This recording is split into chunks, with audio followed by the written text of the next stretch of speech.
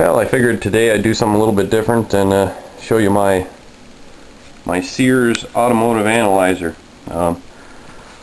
My dad actually got this a couple months back. He was working up at a hoarder's house, fixing a door lock or something, and they were going to clear it out and have a big auction, and this was sitting there, and the woman that was there asked my dad if he'd want it, and he said sure, and grabbed it up and brought it back, but gave it to me, and I haven't done anything with it. I don't know if it works. I'm assuming it does, but it is pretty dirty. So I'm going to go ahead and clean this off here today, and I've also got I don't know if you can see it, but yeah, that red light on the camera, there we go, it covered that up a little bit.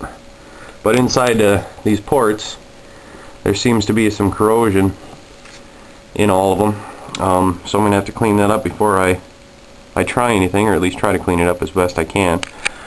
But as you can see, it's got RPM, volts, dwell for 4, 8, and 6 cylinders, amps. It's got the points and the alternator test and all that. So it's pretty cool. I haven't used it. I've never used one like this. So once I get it all cleaned up, I might go try it. But not tonight. It's the middle of the night. But I got all the attachments to go with it. Hopefully this thing will work.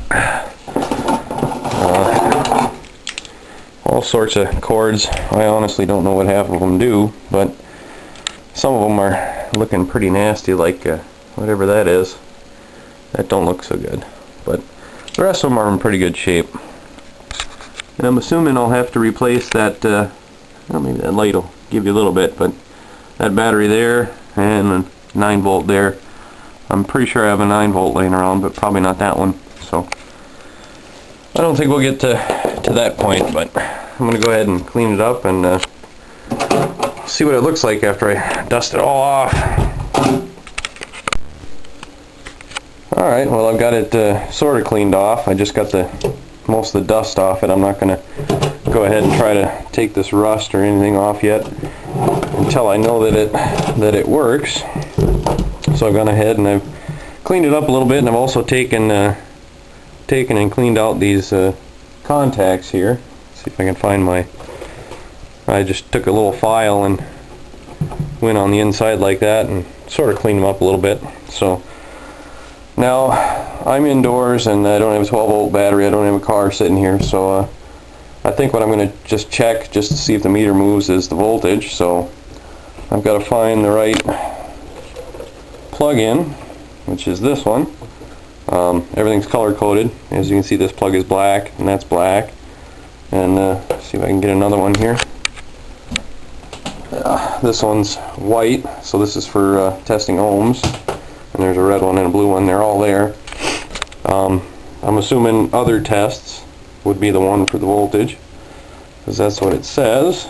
So these only plug in one way. You can't see it on the camera, but they only go one way. So pretty easy to figure out how it works.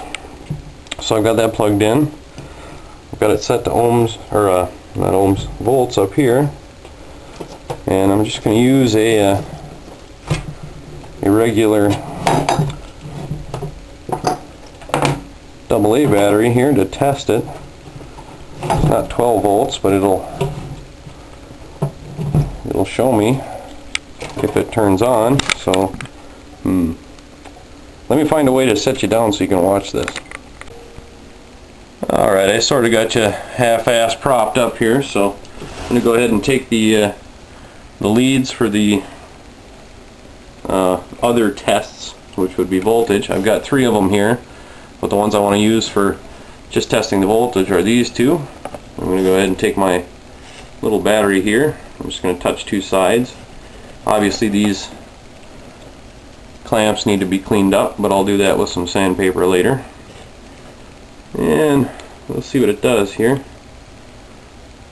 Yeah, I might just have bad contact. It's supposed to be 1.2 volts for this battery. So let's see if I can get a better contact somewhere. And it's alright, it's around there, it's not quite there. Might be a little bit dirty yet. But at least I know the meter switches. Now if I switch it to 32 volts, it should be on this bottom scale here, so it won't move as much if everything's working right. And it is. It's about half of what it was before. So that tells me that works. I'm going to have to replace the battery, I think, to get anything else to work that I can test in here, like the ohm meter. That'll need a battery to work. But I think I might just have to fire up a small engine in the garage or a car or something and hook my RPM, my tach meter to it, and just see if it'll read that once I get this all cleaned up. But at least for now I know it works, so I'll see if I got any batteries, and if I do, I'll throw them in and we'll play with this thing a little bit. Well, I looked all over my house and I couldn't find any batteries. I thought I had 9 volts laying around, but I don't. And of course I don't have a D battery. This thing is pretty dang old and nasty, probably as old as the analyzer here, but at least I know it works. I've gone ahead and tried the voltage test, and I think if I can go ahead and scrounge up some batteries, you know, someday I'll take it out and show you guys running all the rest of them. But it's pitch black out now, and if I don't have batteries, I don't know how much of these I can test. The amps is kind of iffy. I'm gonna have to look into that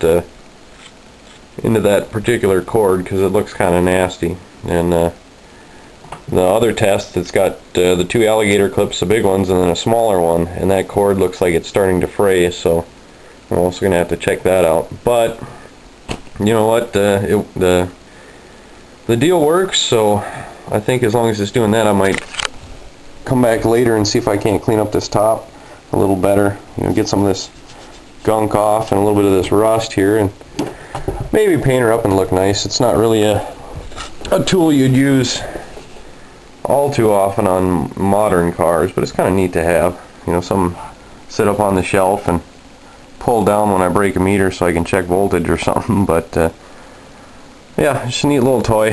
Figured I'd show you guys.